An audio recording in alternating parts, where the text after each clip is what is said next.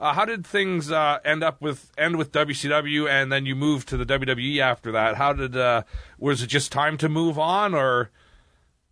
Well, you know, I know what you're alluding to, but I don't really want to get into all that. You know, Paul Orndorff was a friend of mine before that night, and certainly I have no hard feelings now. You know, what happened, and that's where the two of you got in a fight backstage, right? Yeah, well, it was pretty much just a misunderstanding, and you know, I was how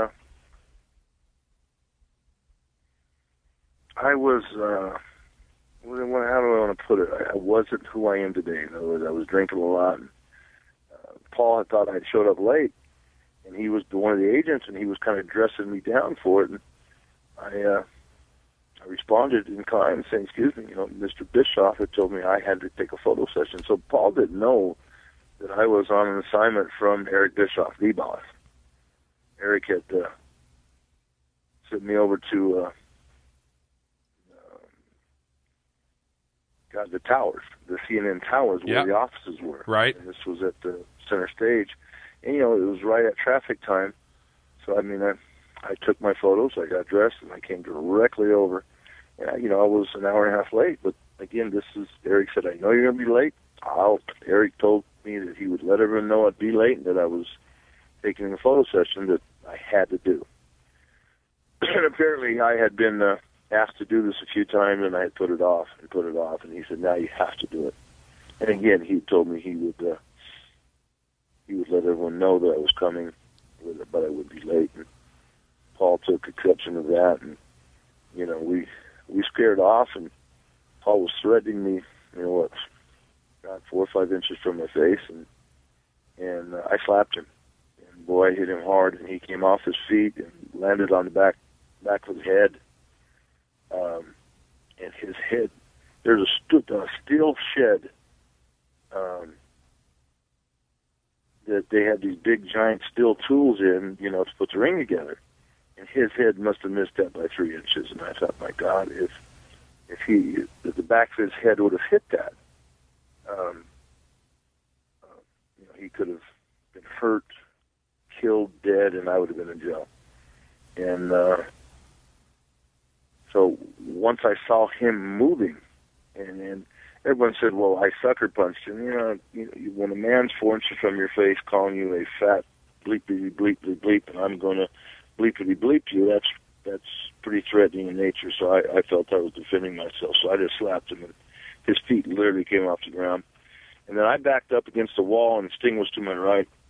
And I crossed my hands in front of me, and you know, I just was not going to fight. I thought, you know, my job flashed, and my job and my career, and me thinking, well, you know, I could end up in jail very easily. And Paul hit me 3 or 4 times directly in the face, and I let it happen. I didn't move. I had my hands crossed in front of me, and he puffed my eyes and bloodied my lip. And again, I didn't fight back. And finally, as he was going for a 5th hit, I grabbed him. And I grabbed him in front, face locked him, and we went to the ground. He got up first, kicked me a few times in the face, and before I could get up, he had been ushered into the agent's room. And so I got myself together, and I went in after him in the agent's room. And I'm not saying Paul was running from me, because that's, you know, certainly not the case. Paul's a big, tough guy. But, you know, I think some powers to be to Paul. You know, you're an agent, he's doing fighting one of the wrestlers. Yeah. And they had got him in that room, and I went in after him, and they said, "Leon, you cannot fight in here, and, you know, get out." And so I told Paul, I said, "Let's go out in the parking lot and finish this." And now, in other words, now I was very upset, and I was ready to fight. And I'm not saying Paul didn't want to, and I'm not saying he wouldn't have went out to the parking lot with me, but he wasn't allowed to. And that's pretty much the way it ended. Right. And I remember Mean came in and pushed me out of the agent's room. So, you know, that whole story gets blowed up every time I hear it. Well, he did this to me, and he did. I was 400 pounds, and I could bench 600, and Paul had one arm. And you know, again, Paul's a tough guy, but certainly at that point, you know, at 225, 230 pounds at that point, and really one of his arms was, it was with that nerve damage, was really crippled. And you know what? Paul Orndorff's a big, big, tough man. You know, I'm sure he would agree to fight me 10 out of 10 times, but you know, on that given moment, he was, you know, as I was. After I'd slapped him and I backed against the wall, I said, you know, I'm not going to lose my job and I'm not going to jail. And then when I was ready to fight, he was doing the same thing. And you know, I don't know what was said to him when he got in that agent's room. And, you know, so, you know what, it's just unfortunate. And him and I, you know, he was a football player. I was a football player before.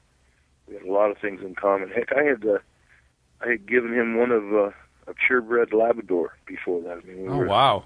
You know, we weren't. Yeah, I had actually shipped it from Denver, and my male Labrador and my female Labrador had puppies, and he wanted to train it and, you know, teach it into a honey dog. So I brought it to him. So, you know what? It was unfortunate.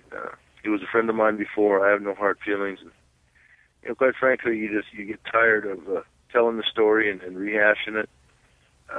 You know, I actually, Leon, I appreciate you telling it. The matter. I appreciate you telling the story from your side, because it's, you know, you hear the rumors through the years, and I appreciate you actually. Well, that's exactly what happened, and I mean, period. That's exactly what happened.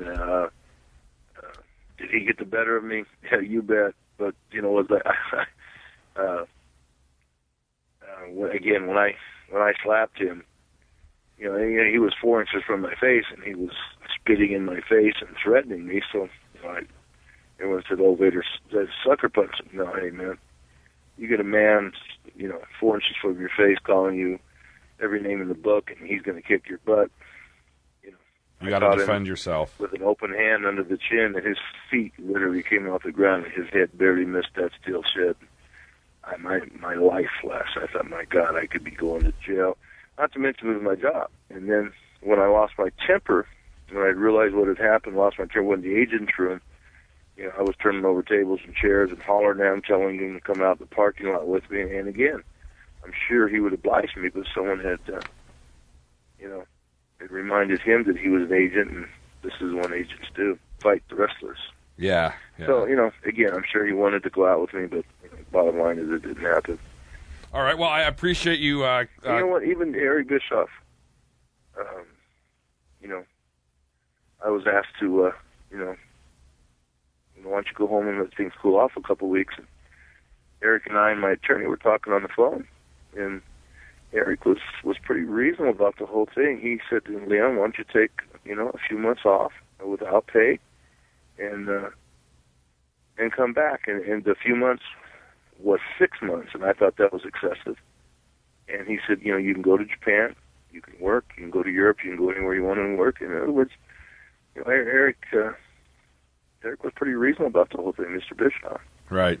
And, you know, I got some bad advice from my attorney, and, you know, my attorney was on the other phone, standing 2 feet from me, shaking his head, going, "No, you know, we're not going to take that deal." So I turned it down, and,